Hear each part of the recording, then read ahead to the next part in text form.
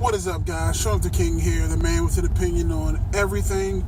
Here to bring you my review for Transformers: The Last Knight. Wow. So, saw Transformers: The Last Knight Tuesday. It's Wednesday. Wanted to sit and think about my review. Wanted to, again, usually I put out on Twitter my initial reaction, but I wanted to kind of sleep on it. Woke up this morning, dropped off my kids, and I was like, alright, I think I've kind of thought through my initial thoughts and just came up with this movie fucking sucks. Fucking sucks. It's not good. It fucking sucks. Probably the worst Transformers movie yet. And again, I want to be clear. I am a Michael Bay supporter. I think there's a lot of movies, again, he will always be in my heart for Bad Boys 2. So I'm just going to put that out there. So I want to talk about what I liked, and then I'll get into what I didn't like. So what I enjoyed about the film was the CG. The CG was solid, but again, coming from Michael Bay, that shouldn't be a shock to anybody. You know, this is his fifth film. He knows how to shoot Transformers. The movie looks great. It was shot in IMAX. They spent a fuckload of money on it. The movie looks great. I loved Optimus Prime. Again, keep in mind this is a spoiler review, so I'm just going to put this out there. Optimus Prime never looked better. The fight scenes with Optimus Prime were incredible. But Optimus Prime is only in this movie for 15 fucking minutes. This is a 2.5 hour plus movie. Optimus Prime is in this film for 15 minutes. So I'm just putting that out there. Bumblebee is the star of this film, and Mark Wahlberg is the most screen time in this film, which I also have an issue with, but I'll talk about that later. The action, again, like I said, was very good. This is probably one of the best choreographed robot fighting that I've seen, minus a few, entanglements and just random editing issues. But the action in this movie was very, very good. It's well done. So if you want to go into this film looking at it like a complete popcorn flick, you might enjoy Transformers: The Last Knight. But for me, fifth movie in, I need a little bit more than that.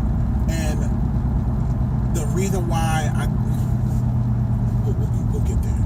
So, that's probably it. The action and the CG was probably the only two things I can really give this movie credit on. Now let's jump to the negatives, and there are many. The biggest issue that I have with this film is the cohesiveness of the actual movie. I feel like the movie just starts and it ends, and there's just a lot of shit in the middle that's just digital noise or just visual noise, to coin a phrase from John Campia. Like, there's just a lot of shit going on and you don't understand any of it. So the story's supposed to be 1600 years ago.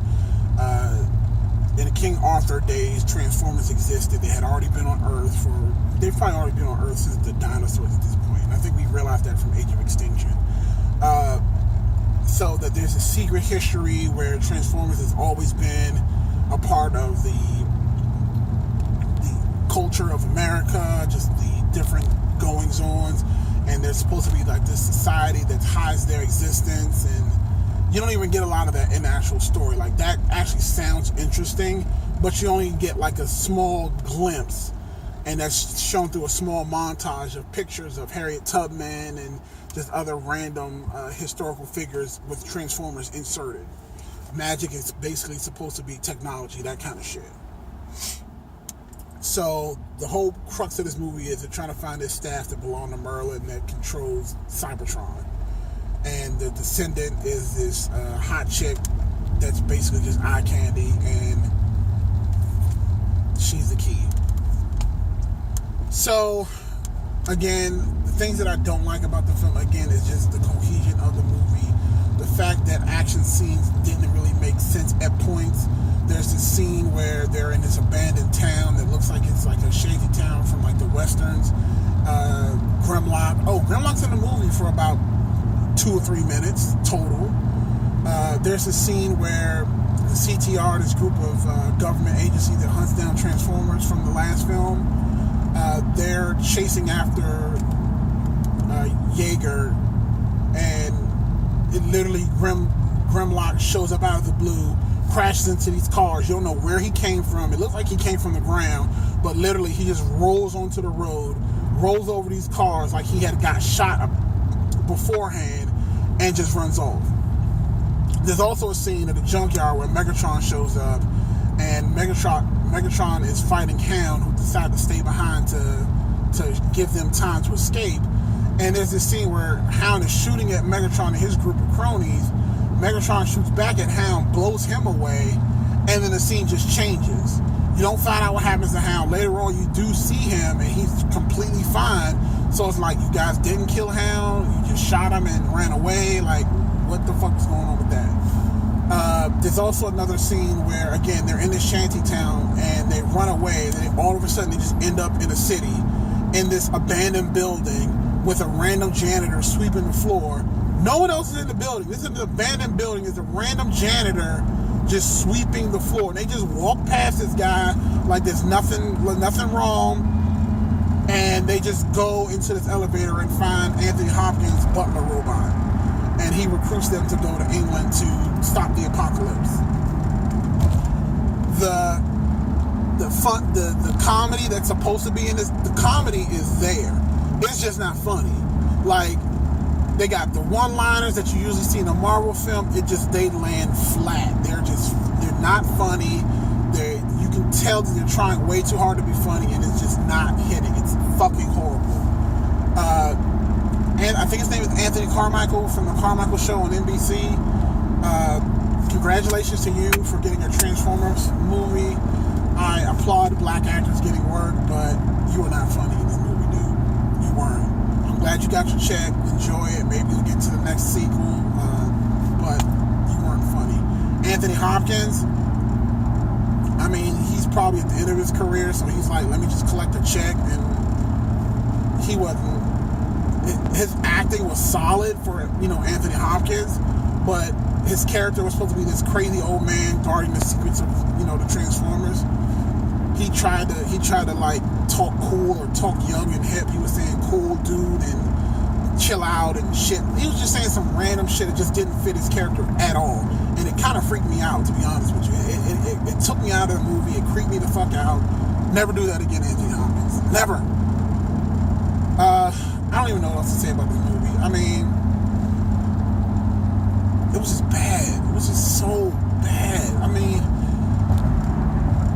the story just didn't make any sense. Like, in the end, no, the whole Prime turning evil thing. Let me talk about that for a little bit, and then I'll try to wrap it up. So the whole crux of this film is that Prime was floating to Cybertron to save his home world, only to get there and find out his home world was destroyed, only to come back with the main chick. I can't even remember her name, but the only way to save Cybertron is to destroy Earth. So she pollutes his mind, turns him into Nemesis Prime, and now he's coming back to get the staff. So through a bunch of random shit, they finally find the staff. He shows up at the most opportune time after they already find the staff, asks for the staff back, and Mark Wahlberg, after all the shit they hadn't been through to get the staff, is just, and knowing there's something wrong with Prime, because literally he said, give me the staff or I'll kill you.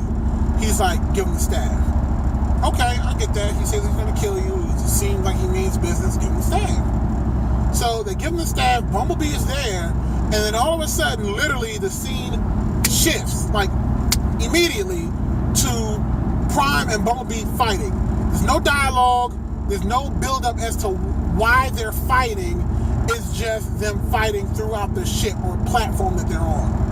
And that really disturbed me, because I'm just like, okay, so we kind of know why Bumblebee would fight Prime, because he's evil, but we don't actually fully understand, well, from Bumblebee's perspective, how he goes evil. They just start fighting. So they're fighting, Bumblebee pulls out the hammer, they're going back and forth. And again, the fight scene is amazing. Like, it's really solid robot-on-robot action.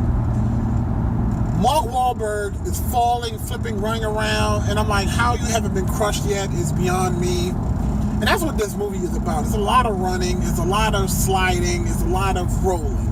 Rolling, running, and sliding. That's what this movie is chock full of. Bumblebee, Optimus Prime are fighting. finally, when it looks like Prime is about to kill Bumblebee, Bumblebee uses his real voice and it's like, Prime, you are my oldest friend. I will die for you. If you would die for him, I mean, just die for him. But apparently saying that brings Prime back to his old self. And he's like, Bumblebee, I haven't heard your voice in a millennia. So, Prime is back after that, brief encounter with Bumblebee. Then we find out that apparently the Knights formed this three-headed dragon. The other chick on Cybertron, she has this sentry giant dude with horns. He also is a combiner. He can combine into this big dude. There's a huge fight scene, lots of planes, lots of just visual noise. The movie ends abruptly and it just ends. It's over. So, if I had to score this movie out of a 10, I'd probably give it maybe a 5, a 4.5, 5. And I can't give it any higher than that because, again, the story and just the use of characters was just it was just pointless. Like the chick, the 14-year-old chick, she was clearly there to bring in the tween boys. The other chick who looks like Angelina Jolie, the new Megan Fox, she was super hot. Was wearing stripper dresses and the titties were popping out, so it looked really nice. She was clearly there for visual spectacle. I didn't mind it, but she wasn't there for actual purpose.